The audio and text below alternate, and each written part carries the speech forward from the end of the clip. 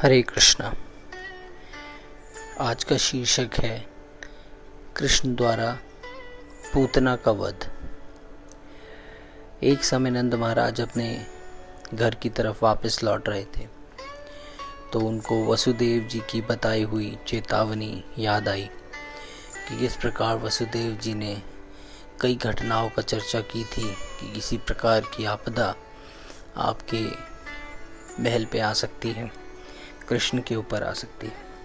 तो इसी का चिंतन करते हुए वो अपने घर की तरफ लौट रहे थे और कंस ने, जो कि पूतना नामक एक खेचरी कहते हैं, जो ऐसी डायन होती है जो एक वृक्ष से दूसरे वृक्षों पे उड़ सकती हो, और जो पूतना थी वो बच्चों के रक्त का पान करती थी और कई क्वालिटीज़ उनमें थी जैसे खेचरियों में होती। तो एक बहुत ही खतरनाक डायन थी। तो जो है कंस महाराज ने पूतना को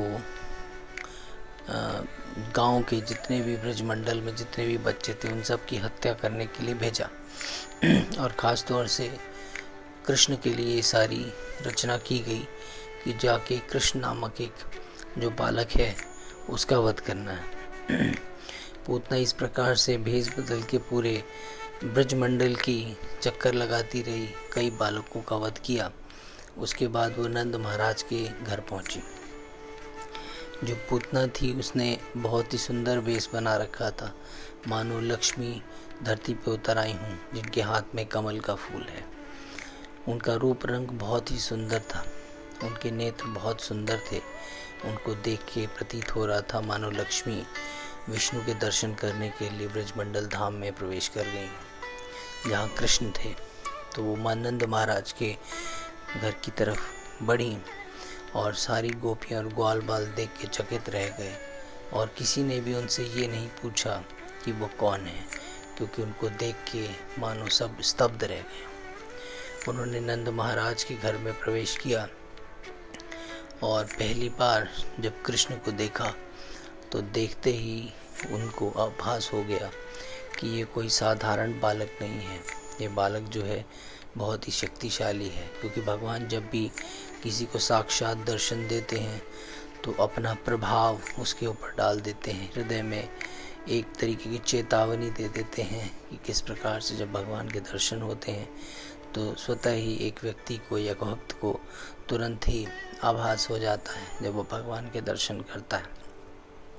तो पूतना को जब पहली बार भगवान के दर्शन हुए तो पूतना को यह आभास हो गया कि ये साधारण बालक नहीं है। बालक ने जब पूतना को देखा तो अपने नेत्रों को बंद कर लिया।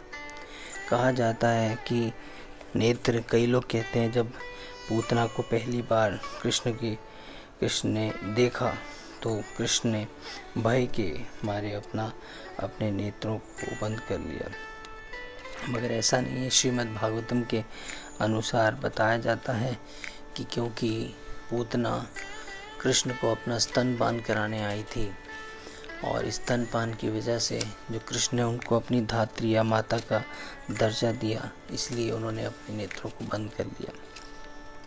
तो ऐसा प्रतीत हो रहा था मानो अग्नि में, जिस प्रकार से राख में अग्नि छुपी रहती है और देखने में ऐसा लगता है कि राख है, मगर जब उसके नज़दीक जाते हैं तो उसके समीप जाने पे आभास हो जाता है कि ये अग्नि थी और अग्नि जो राख के बीच में छुपी हुई है तो हमें पता नहीं लगता, हम धोखा खा जाते हैं। उसी प्रकार से कृष्ण को बालक रूप में देख के पूतना जो है यही सोच बैठी कि ये बालक है, मैं इसका वध आसानी से कर दूंगी।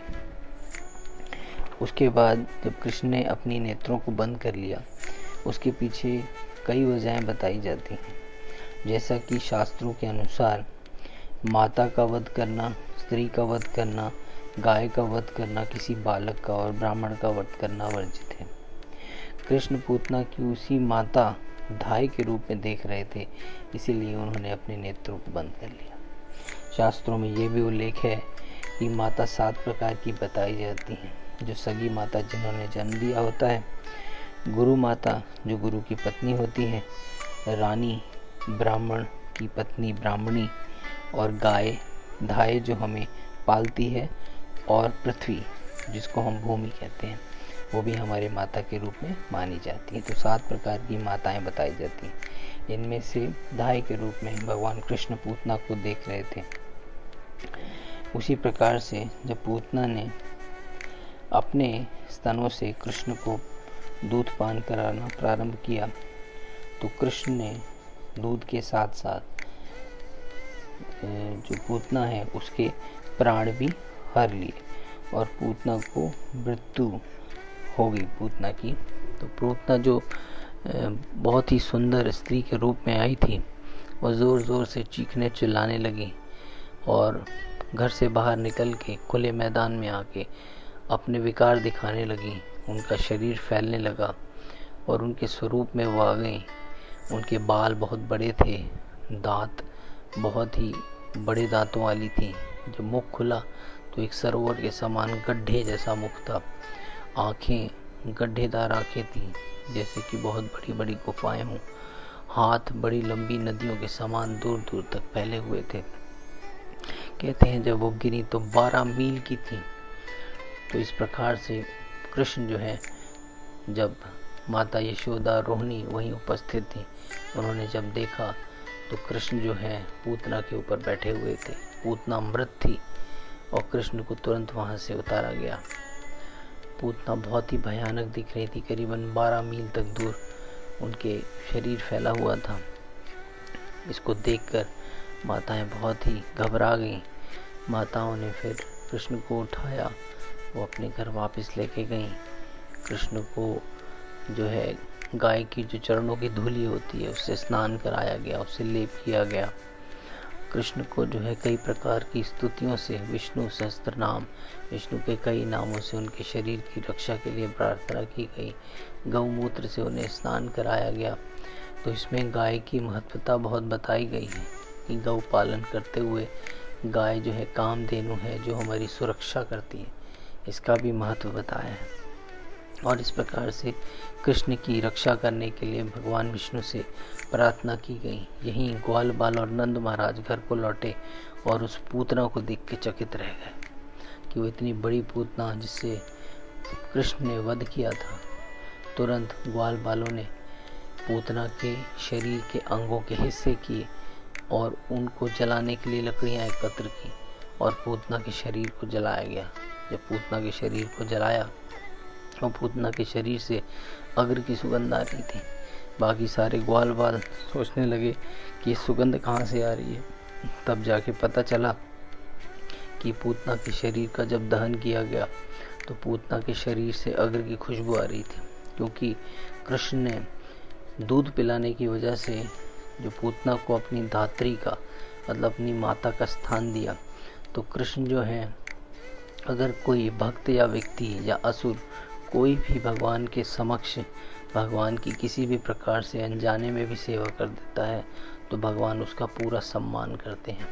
और क्योंकि भगवान को पूतना ने अपना दूध पिलाया, इसलिए भगवान ने उनको सम्मान देते हुए अपनी धात्री का स्थान दिया और उनको बैकुंठ धाम ले गए और उनको इस योनि से मुक्ति दिला दी।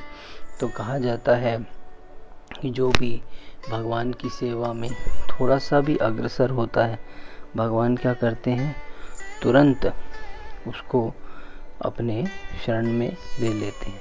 तो भगवान का जब भगवान प्रकट होते हैं तो भगवान 2 कार्य करते हैं, परित्राणाम साधूनाम विनाशाय च दुष्कृताम।